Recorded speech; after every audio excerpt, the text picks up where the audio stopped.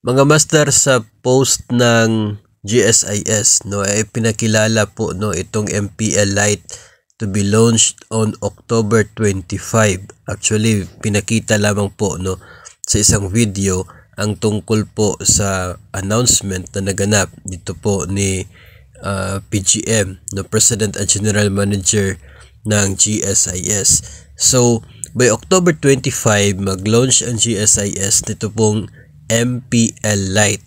Ito po yung loan na nasa 5,000 ang minimum, 50,000 naman ang maximum. At available lamang ito sa October 25, 2024 hanggang sa October 24, 2025. So isang taon lamang po yung availability period ng MPL Lite na ito. At ito pong loan offer na ito, mayroon pong interest rate na 6 to 7%.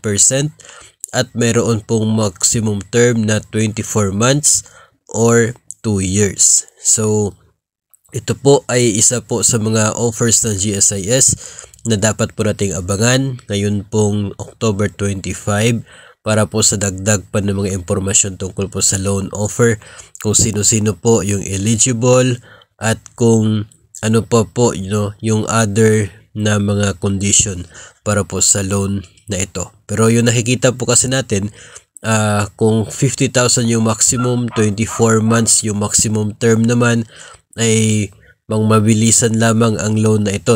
Mababa yung loan term para mabilis lamang yung payment period, para mas mabilis lamang siya ma-fully paid. So ganun po yung purpose nito ng GSIS. Meron naman po silang loan na mahabang term, yun po yung MPL.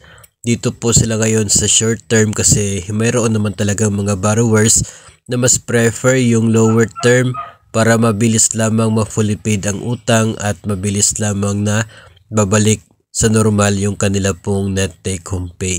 So 6 to 7%, hindi pa po malinaw kung sino yung mga merong 6% na interest rate at sino po yung sa 7%.